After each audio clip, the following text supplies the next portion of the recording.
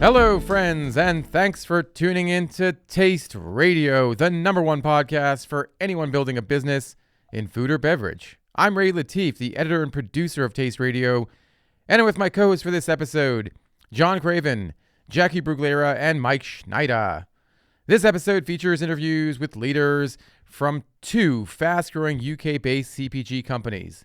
Jack Scott, the co-founder of flavored sparkling water brand Dash, and Catherine Bricken, the founder of Dough'Licious, a brand of frozen cookie dough and gelato bites. Oh, that takes me back to London. I know. Well, so great. The wonderful folks from Dough'Licious sent us a bunch of their products. They're in the freezer. I know. I've eaten some of it. Yeah. Some of it or all of them? Some of it. You ate a healthy amount of them? I had some. I had the mint chocolate, chocolate chip, and the chocolate. Nice. Well, spoiler alert. Pretty good. Dough'Licious is now available nationally at Target, something that was revealed in London, something we're going to be talking about in the interview that you'll be listening to in a bit. Now, I just want to point out the fact that we're recording this on Tuesday, November 5th. I'm guessing that people realize that this is election day here in the United States. We certainly don't know the results of the election. When this episode is published on Friday, hopefully we will. Hopefully it'll be a safe and fair election. But just wanted to point out that we don't know what's going on yet. And hope for the best is all I can say. Also, as everyone knows, our winter events are coming up faster, way faster than anyone realizes. Again, today's November 5th.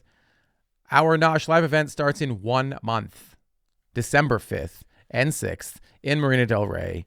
And I'm really excited for these events. I'm really excited for Nosh Live. Get back up on that stage as the host of the Nosh Pitch Slam. We have some fantastic brands that are in the finals. I mean, we do. It would be worth going to the show just to hear from these 6 entrepreneurs. Well, to meet them. You'll You'll definitely get to meet them. I love every single brand that's part of this. We've featured a bunch of them on the show, including Newish, the wonderful Sarah Nathan, who we've known for a long time.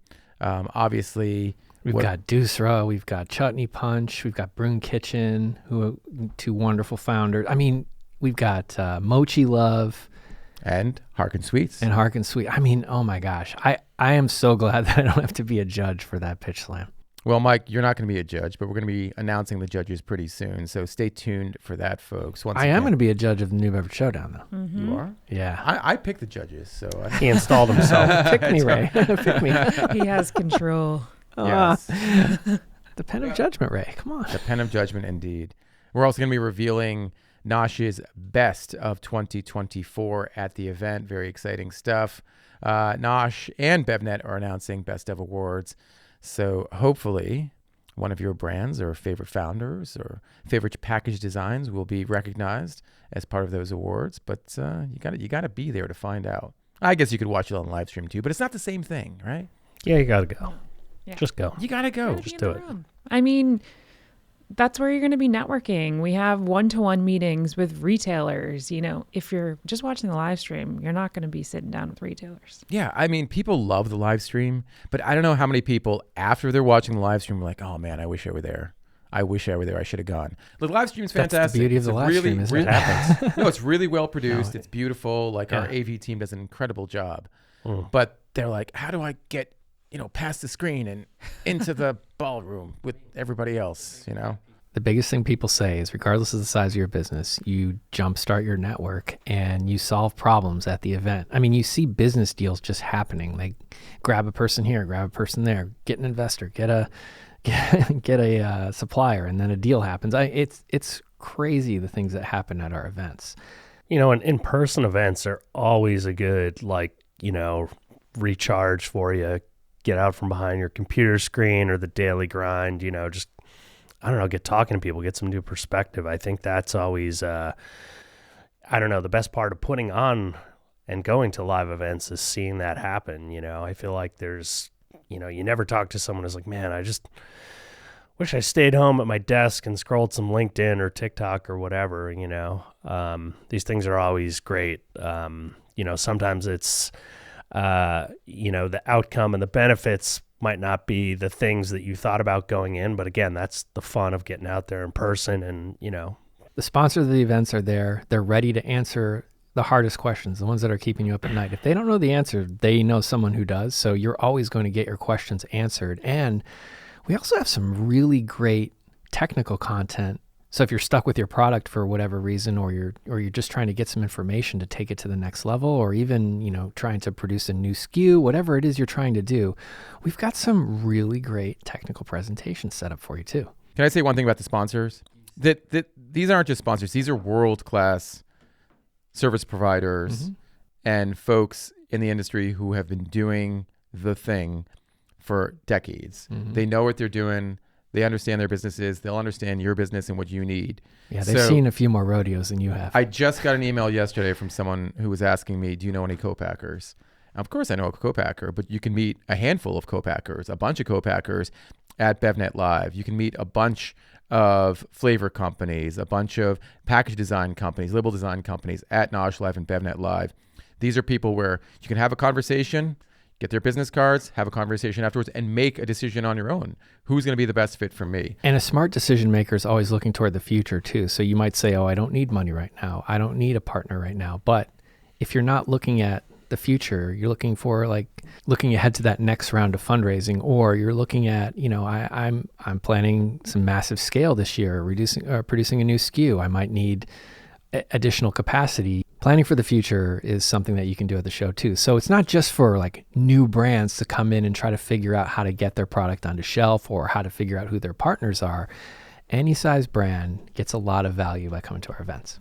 And you can be strategic about it too. I mean, we already have the published list of companies that are attending on all of our sites. You can take a look at that, see who you want to meet with, and then go into your networking portal and set up meetings ahead of time. So you're not going in just kind of willy-nilly, and you have a plan and you know who you're going to meet. And if you need any direction on that networking portal, just let us know. Obviously, Jackie's an expert on this.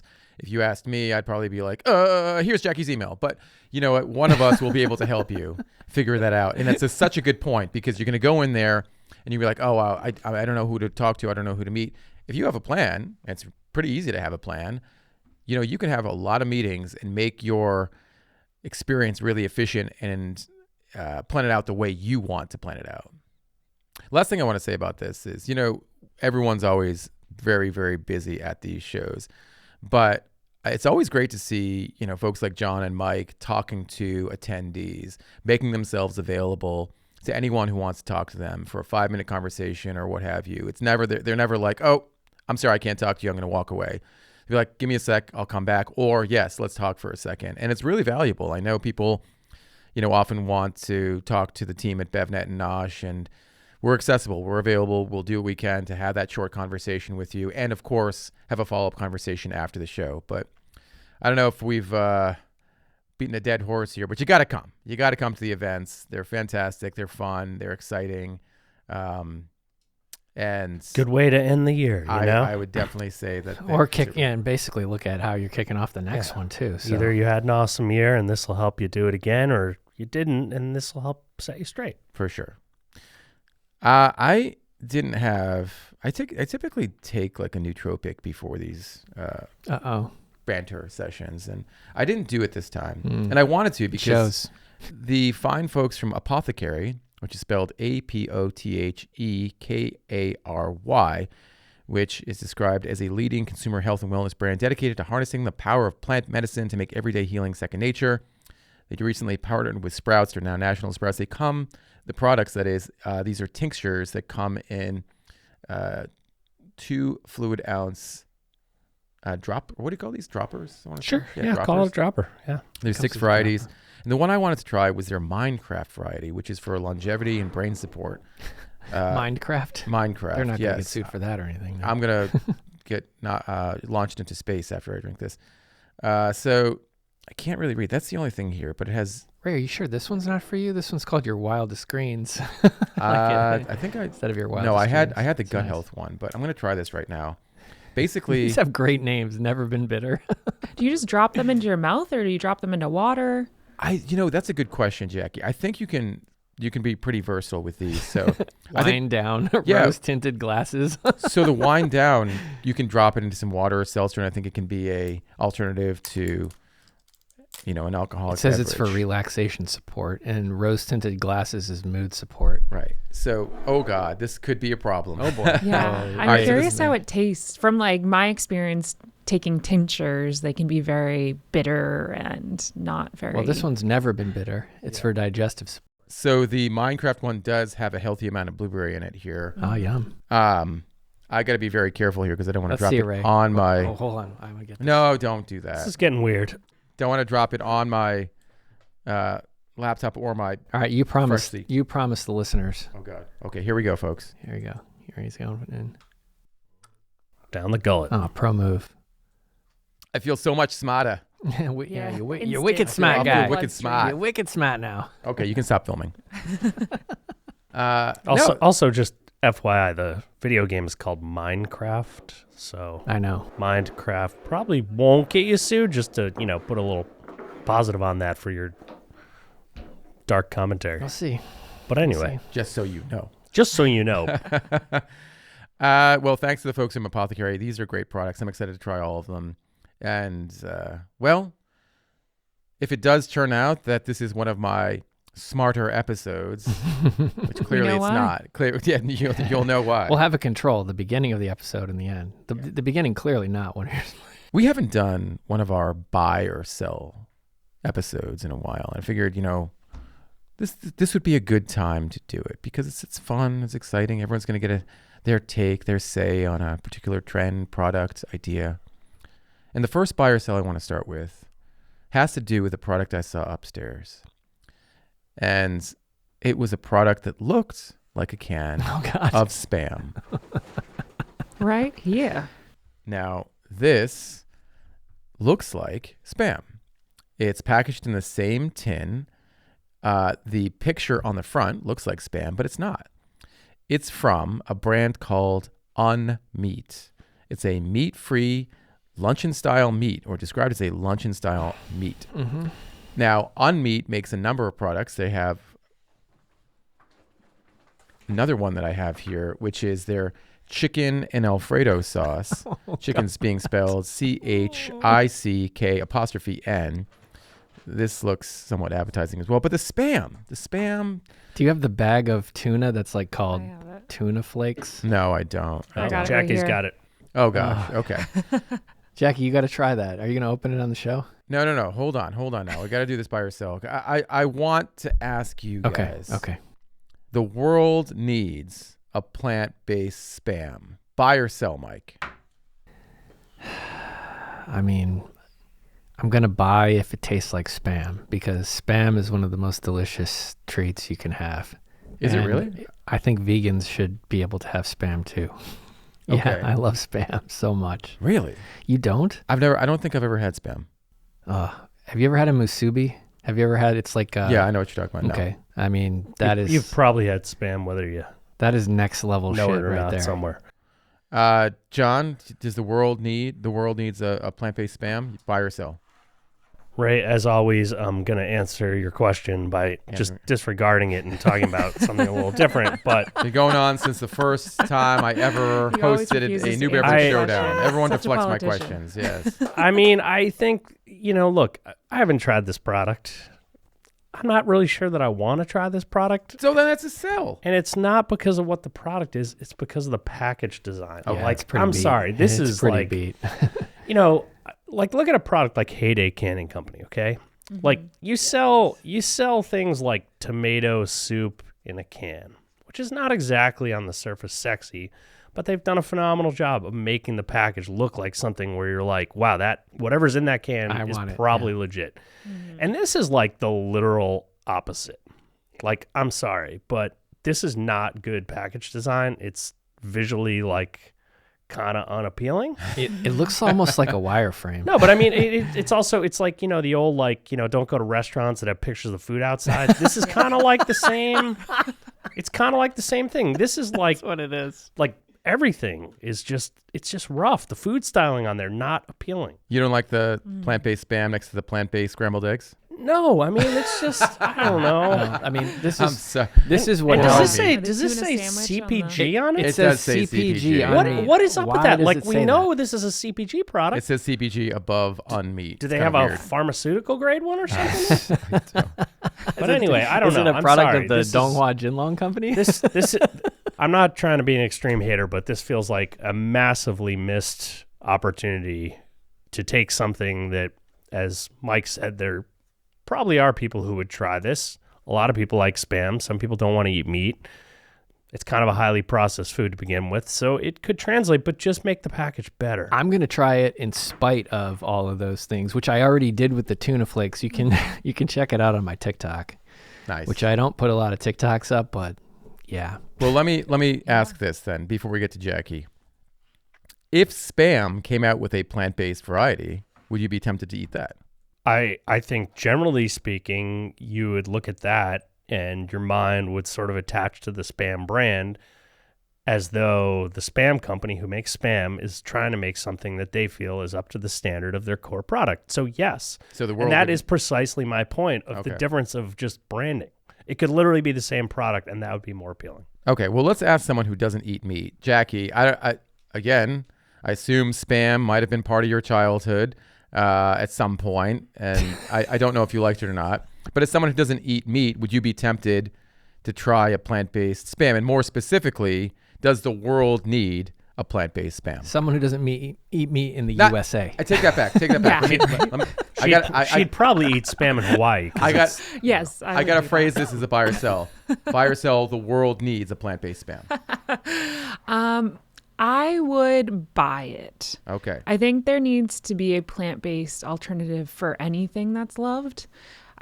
This gives me kind of like food service vibes. There's like a Yes. lot of like Asian restaurants that have plant-based options, and I have seen plant-based musubi, and this could be a really easy option for restaurants. They might be using this. Yeah, they might be. And that's why it gives me food service vibes, because they didn't really, I don't know, it's very literal what's on the package. And it's not really like a brand that I would pick up off the shelf. But I do think that there's a need for plant-based alternatives, even like the tuna style flakes. I mean, like tuna in a can already kind of looks like cat food. So why not make a plant-based version?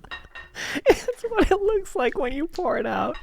and I ate it. So, I say yes, why not? And I mean, what percentage of Spam is actually meat anyways? It's overly processed, has a bunch of ingredients in it.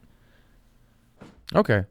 That's a good discussion there. I'll inject my opinion here. I think that I'll buy that the world needs a plant-based Spam, but I think I'll agree with all the points here that unfortunately CPG on meat is not really enticing that audience to buy their product. I think maybe get one of our dear friends in the label design business to take a crack at this. Fred Hart, please help. Oh my gosh. Now, I was doing some fall cleaning at home, and I came across at least a dozen caps, CPG caps, or caps that brands had sent us. Hats. Okay. Yes. I thought you meant like bottle caps. No. Yeah, I was like, what is going on right Yes, now? like baseball caps. Okay. Baseball Okay, caps. got it. Okay. I forgot to bring them in. They're in my car, but I'll bring them in later on. And I was thinking to myself, as much as I love caps, I've only worn like 2 branded caps over like the last 3 or 4 years. Yep. T-shirts, on the other hand, I wear on a pretty regular basis, mostly BevNet and Taste Radio ones. I was thinking to myself, should T-shirts be the absolute focus in terms of swag that a brand can send out? I think it should be. So I'm gonna buy on this. So the question is, buy or sell? T-shirts are the best brand swag. Jackie's saying no. No, I'm selling on that. Everyone makes t-shirts. You go to a concert, you get t-shirts. You go to Expo West and you get 1 million t-shirts. Like, those end up just in my closet. I don't end up wearing it. Luckily, like maybe I'll wear it to go to bed, but unless it's something that is really cool and unique and is a really soft, comfy t-shirt. Taste Radio. Yeah, Taste Radio. Plug there. I'm selling. I would want something different, something unique. You know, they put some thought into it. I feel like t-shirts sometimes you just put your logo on it and it's done. Okay. So what's your favorite swag? What the favorite swag you've ever gotten? Belgian Boys always does great with their swag. I still have their purse. Their purse. Yeah, I still have the purse with like I believe it was like an egg on it. It was like French And toast. toast. French Yeah, toast with an French egg, yeah. toast. So we got one buy, one sell. Where do you stand on this, Mike? I'm selling, Ray. I mean, no one, as Jackie said, no one needs another t-shirt unless it's like a very, very special t-shirt. I mean, the Coco Mio t-shirts were pretty awesome back in the day. Those were just like super unique, so you couldn't unsee it. But I want something like when Coffee Supplies, you know, those jackets that they made with the legit. Robusta bean. Amanda bought one. Fly by Jing does great swag. I think the other one I'd sell, not that you asked, is tote bags. Okay. Yeah. Well, tote bags. Tote bags. So is fair. many tote bags. But it depends if you're at a trade show. Tote bags can be very helpful, and Well, they can I be always- a walking advertisement. I always for you. stand somebody. I Yours grab will- someone's tote bag and I'm like, yeah. Yeah, I think at a trade show, tote bags actually might be the best swag. Mm. Yeah. I don't know, John. Where do you stand on this? I say, you know, zig where others are zagging. You know, no more T-shirts. Give me something I don't have, like, I don't know, branded toothbrush. A branded toothbrush. I don't think we've ever had one of those. I guess you'd see it every single time. Damn straight. Morning and night. That's right. Do you know Okay. what swag goes the fastest at BevNet Live? And what swag goes the fastest? It Hand sanitizer. so fast. No, faster than that. The notebook. There's a little recycled Okay. notebook that we give away, and it's gone like that. Really? Yeah. Okay. It's brilliant. And I was taking notes on it last episode. I remember admired it, seeing right? that. Yes, I was. What do the kids say? I was Skibbity? skibbity on Ohio? you. Yes. Mm. Yes. That's not what they say. That's not what they say. I was skibbity on you. Yeah. I was skibbity on you. Oh, There's kids cringing left and right if All they're right. listening. good Lord. I want to do a slightly more serious buy or sell here. I had mentioned this Mindcraft product, and I was thinking to myself, remember when nootropics were kind of a hot ingredient, or it seemed like everyone was Still a interested? hot ingredient. Is it though? Sure, it's just not in like rando beverages. Why not? Well, I think it's proven itself as more of like a supplement type product.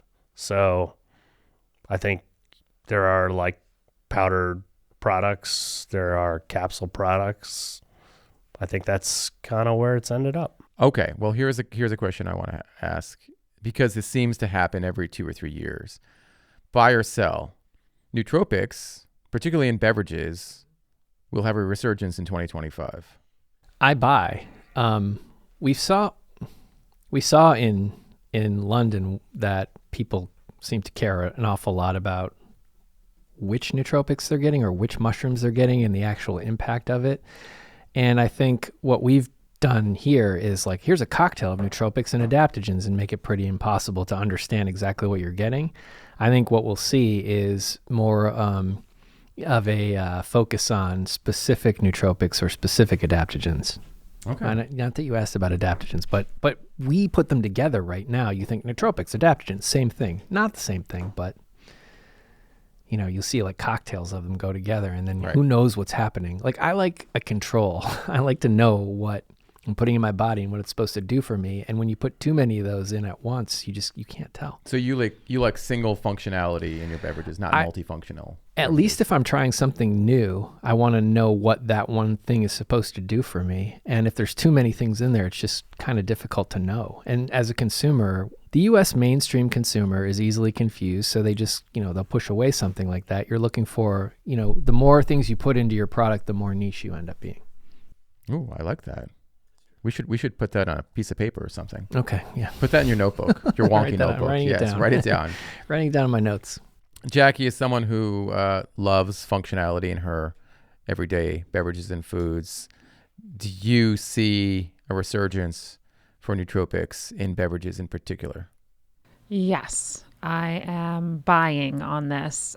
I I agree with Mike. I think in the past there's been like the throw the kitchen sink approach, where there's been a bunch of ingredients in beverages and it's been a bit confusing. People still don't even know, I think, what a nootropic is, but they know the function that they want. So I think as long as they're leading with the function and maybe backing it up with the research, that I think they'll succeed. But I think if they are really heavily being scientific and leading with nootropics, it might be a little bit confusing for consumers, because even I had to do a quick Google to see what exactly are the nootropics that if you're are confusing typical. Jackie, you're definitely confusing the mainstream consumer. Well, here, I just want to note here, I like the idea of leading with the function more than leading with the ingredient. And Four Sigmatic actually took this very approach when they did a rebrand of their products. And instead of saying we're mushroom coffee is less of a focus as much as it is the function. So on their coffee bags now, what's front and center is think, happy gut, balance. So these are things that are easily, or at least more easily understood by consumers than the product, than the ingredient itself. So I like where you're going with this. John, I mean, as someone who's had their fair share of nootropic beverages, do you feel like there's a thirst for them? And if there is a thirst for them, A thirst. you like that? Yeah. That nootropics will have a resurgence in 2020. Nootropics in beverages will have a resurgence in 2025. No clue about a resurgence.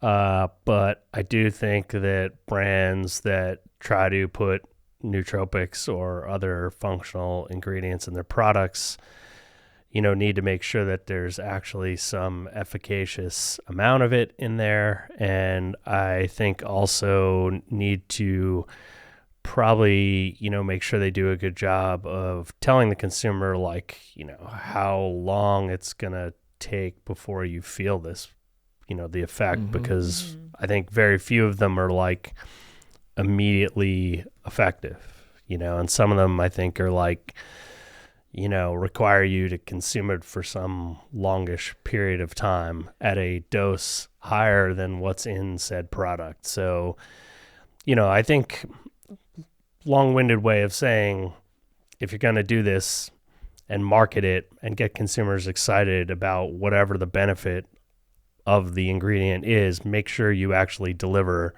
because otherwise that's just not going to work out well. A company that I've seen try to do that, and I don't know how successful they've been, but they're still around and people seem to like it, is Magic Mind, where they have their little matcha shot that has some kind of impact if you take it over time, and they try to explain that to you. Now, that said, they also have the benefit of being really delicious too. So you're going to want to try it again and again. And maybe you will take it over the week that you're supposed to before you start to feel something. Yeah. I like this though, because what you're talking about is the actual versus perceived benefit. Mm-hmm. Caffeine, you're going to receive that benefit pretty quickly. You know what you're going to get. Whereas for a nootropic, you're right. Maybe it's going to take some time, or maybe the dosage is going to... Brain health, cognitive stuff is really never immediately effective, right? Right. No, you're just not. You don't just become a genius for 5 minutes. I don't know. I feel pretty darn smart after taking my Magic Ray, Mind. you're always smart, though. You don't give yourself enough credit. Yay. Okay. Good stuff. All right. I think we have gone through all our buyer sells for this episode. I know, bummer, right? That was fun. That was fun. I love that. Yeah. That's a great segment. We should do that more often. We should do it more often. But we do have some great beverages and other snacks and foods here. Mike has some interesting products here. Remember when we talked a few episodes back about Comeback Coffee?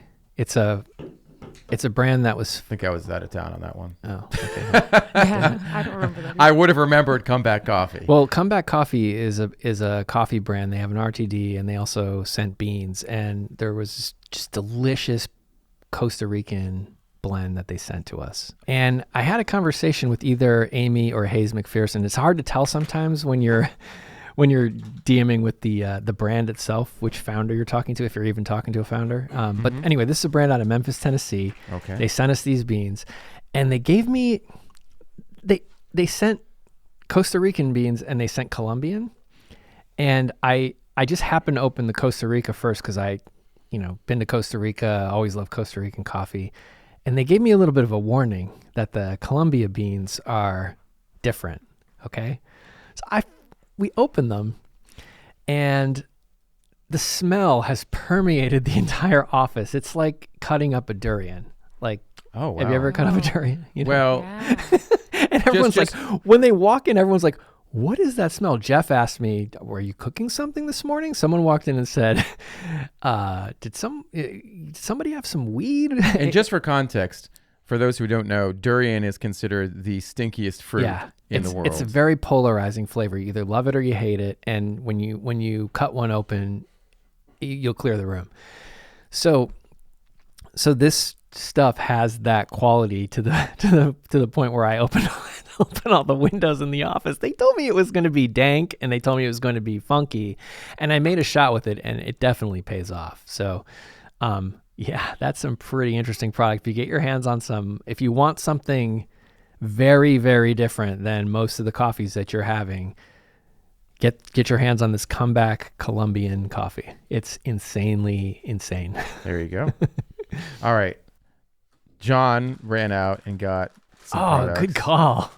Ooh, Like Air. Like Air is fantastic. Yeah, since it's November, figured we should try this. It's Like Air's Thanksgiving dinner flavored puff corn. Yes, Like Air is a maker of popcorn products, which they describe as better than popcorn. They're kind of like in between corn puff and popcorn. They straddle that line, and it's really, really good.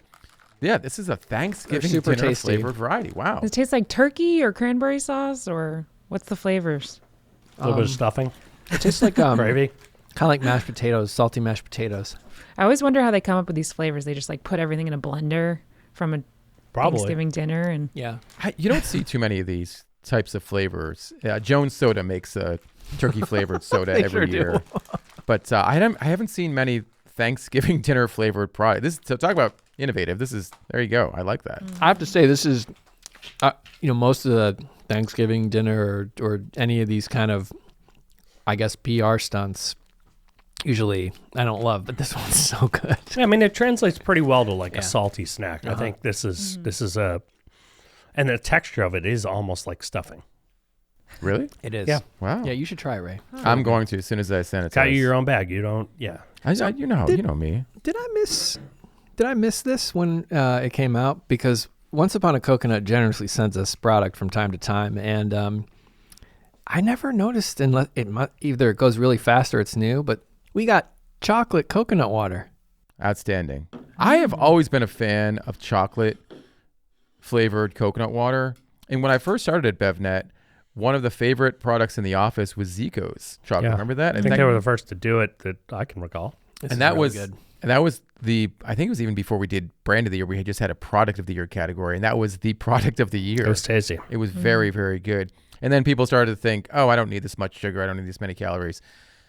But maybe, just maybe, coconut and chocolate are, This making a has your comeback. least favorite sweetener in it, though. yeah. What is that? Sucralose. Oh, darn it. Why'd they put sucralose I in don't know. this? I guess they did it to round off. There's plenty of sugar in it, though. I don't know why they need the sucralose. I think that's the thing. It's really tasty. If they want it to be sweet enough, you got to dial up the sweetness. Maybe. And you want to keep the sugar count down as much as possible. So there's 19 grams of total sugar in this 10.8 ounce can, 110 calories. I am going to try this. I'd love but to try it without the sucralose just for kicks, but it's a tasty product. I like it. Yeah, I think I would also probably change this little image of the 4 chocolate squares melting in the center of the can there. It's Speaking of chocolate and London, Yes. which we talked about before, I just wanted to say congrats to the founders of Grounded. Have you had Grounded? It's no. it's a protein shake, and it's really great. It comes in like Oh, yes. Yeah. I did see that at one of the events. founders are Gabriel Bean and Bryn Ferris, and they launched. They're in the U.S. now. They're launching in Whole Foods. Nice. It's a pretty wide. Yeah, it's kind of like, it looks Tetra kind of Pak almost like a container. milk cart, Yeah. like a tiny milk carton. It's Yeah. Tetra Pak-ish. Yeah, I remember the brand logo. It comes diagonally across the front of the package. It looks might be a Sig pack. might be a Sig pack. Okay, But it's a beautifully done pack, and I was drinking it like before a run and after. There's enough that you can have a little before you go for a run, and then save some for later. I mean, it's good. There's 2 flavors, chocolate and chocolate mint, and they're both phenomenal. nice. Yeah. I see a bag next to Jackie, Yeah. and okay, there you go. I've been Some snacking over pipcorn. here, watching you all eat. I have Pipcorn's new fries. Ooh. So we have a truffle variety, and then we also have fiery cheddar. And I've been munching on the truffle ones, and they're really, really tasty and very simple ingredients. So this is just cornmeal, sunflower oil, and then truffle salt. And they're baked, not fried. Pipcorn, a maker of heirloom snacks. They're best known for their heirloom popcorn. Love that brand. Love what they're doing. And truffle flavored Andy Cap style fries sounds like an amazing thing. How many calories for a serving? Only 140, so not that bad. Yeah, Nice. and there's 5 servings per bag, so I could eat this entire bag. How many grams? How many grams? Like 28 grams for a serving, or 40? 28 grams, yeah. 28 grams? Not bad. Not bad. I gotta tell you, Jackie, I have a ton of respect for you because for someone who works as much as you do, I would be snacking all the damn time, and how you kind of control your urges is pretty It's amazing. taken me 10 years to get here. Will. Lots of practice. I would just be Having grabbing much control. Okay. Well, like I said, kudos to you. And actually, kudos to the makers of Pipcorn. If you recall, on Nosh recently, Upsnack Brands has aligned Pipcorn and Spudsy together under one roof. The story is on Nosh.com. You don't want to miss it. It's a really good story written by our colleague, Lucas Southard. But to read it, you got to be an insider. It's very One of easy the to be an co-hosts of insider. the CPG Week podcast as well. So if you're looking for, snackable information on CPG every week, check out CPG Week podcast. There you go. And to become an insider, very easy. Go to Nosh.com or BevNET.com/insider. I want to talk about one product because I'm actually going to be interviewing the founders of this brand. How did you get that? Because I know how you got it. I'm a very lucky person. I'm going to be interviewing the founders of this brand in about 40 minutes. The brand I'm holding in my hand, or the product I'm holding in my hand, is from a brand called Better Sour, a maker of better for you gummies. Gummies. Unbelievable candy. A fantastic brand that is founded or owned by Bella Hughes and Samira Naku. They have just in about 18 months created one of the most exciting brands in this space. So exciting, so tasty. They're, two of the kindest founders that we know. And I'll never forget the first time I had a Better Sour at the Snack Shot event. Yes. And they handed me a bag, and I just was talking to them about the product. And the next thing I know, I'd eaten the whole bag. Well, Better Sour has partnered with Disney on a special edition Moana 2 product. Oh, cool. So you have the characters of Moana 2 on this package, and they have this product is a passion fruit variety. This is the first time they're doing a single flavor variety. And it all comes together in a really beautiful package. It feels like you definitely see the Better Sour logo. You see what you're getting in terms of the sour gummies. You see Moana and I believe that's her child. I don't know. I haven't seen the movie. But it's a really cool partnership. We're going to be talking all about it in about 40 minutes. And we're going to be featuring that interview in a future episode of Taste Radio. So if you want to learn more about brands and their interaction with big brands like Disney, tune in.